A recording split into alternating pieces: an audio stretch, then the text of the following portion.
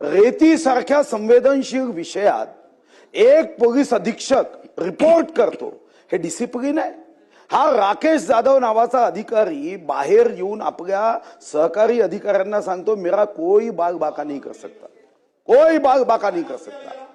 रेती चोरीमध्ये याचं क्षेत्र नाही आहे। हा त्या चिमूरमध्ये जातो, चिमूरमध्ये जाऊन गाड्या सोडतो आणि आता ती फाईल आज चहल साहेबांनी आज मागितली।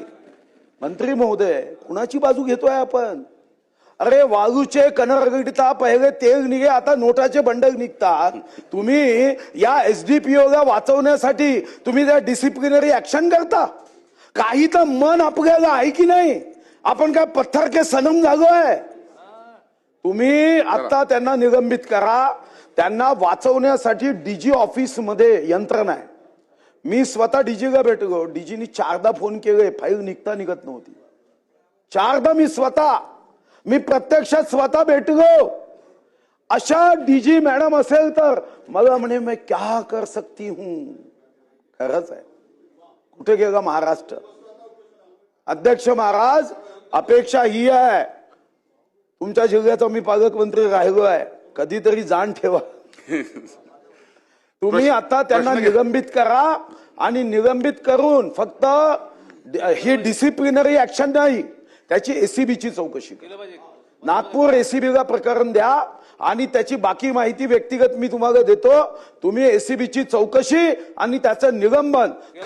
खरे जर तुम्ही भ्रष्टाचार विरोधी काम करणारे गृहराज्यमंत्री असाल, खरे असाल, खोटे असाल तर मग उत्तर बदलून द्या, पण खरे असाल तर आता निलंबित करा। कोणाच्या दबावावर येऊ नका। मी स्वतः 4दा गेलो आहे डीजी ऑफिस मध्ये, काही लाज राहिली नाही प्रशासनाला। मंत्री महोदय उत्तर द्या।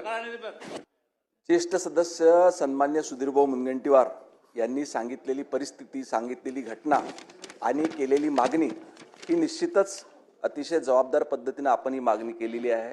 घटना देखील गंभीर आहे। जी विभागीय ऐकून घ्या ना, जी विभागीय चौकशी आता त्यांनी सांगितलं की डीजी ऑफिस मध्ये 32 दिवसापासून फाईल पडलेली होती आणि तिथे एक काहीतरी व्यवस्था आहे, रॅकेट आहे की ती फाईल येऊ देत नाही, तर निश्चितपणे उत्तर उद्या या विभागीय चौकशीचा अहवाल मागण्यात येईल आणि विभागीय चौकशीचा अहवाल आल्याबरोबर जे या ठिकाणी मागणी करण्यात आली की एसीबीची चौकशी आणि निलंबन हे दोन्ही करण्यात येईल। मंत्री महोदयांना गंभीरपणे एक गोष्ट लक्षात आणून देतो। बोलत आहे मंत्री महोदयांच्या एक गोष्ट, अध्यक्ष महाराज माईक सुरू करा। वडेट्टीवार साहेब, मी मंत्री महोदयांच्या एक गोष्ट लक्षात आणून देतो। मी स्वतः जबाबदारीने सांगितलं की त्यांची फाईल दाबण्यात आली। आज जेव्हा लक्षवेधी आली तेव्हा ती फाईल चहल साहेबांकडे आज आली। आता तुम्ही सांगताय निलंबन न करता आम्ही चौकशी करू, तर तुमच्या माहिती करता सांगतो की तो ज्या पद्धतीने तिथं डायलॉग देतोय सलीम जावेदचे की मेरा कोई कुछ बिघाड नहीं सकता, आपण निलंबन कशासाठी करतोय की चौकशीमध्ये त्यांनी हस्तक्षेप करू नये, एवढाच मुद्दा आहे।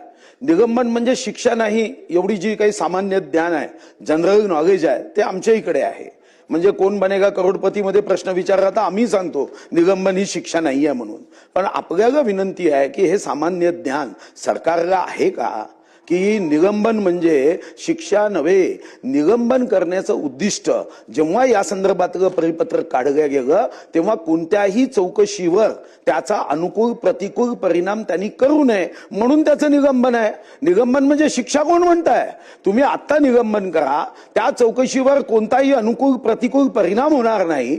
आज ती फाईल गेली, इतके दिवस पडून राहिली, 4-4दा गेल्यावर पडून राहिली, याचा अर्थ काहीच गंभीर आहे। हा, वाचवायचं असेल तर वाचवा, काही अडचण नाही। वाचवायचं असेल तर वाचवा, सांगा आम्हाला वाचवायचं आहे, काही अडचण नाही, पण कमीत कमी अशा पद्धतीने डिसिप्लिन पोलीस विभागाचं बिघडू देऊ नका की एसपीच्या विरोधात जाऊन।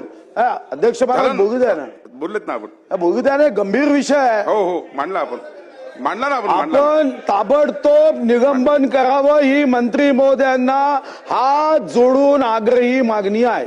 सन्माननीय मंत्री महोदय, सभागृहाचे ज्येष्ठ सदस्य सन्मान्य सुधीरभाऊ मुनगंटीवार यांना माझी विनंती आहे. आपण सभागृहाचे ज्येष्ठ सदस्य आहात.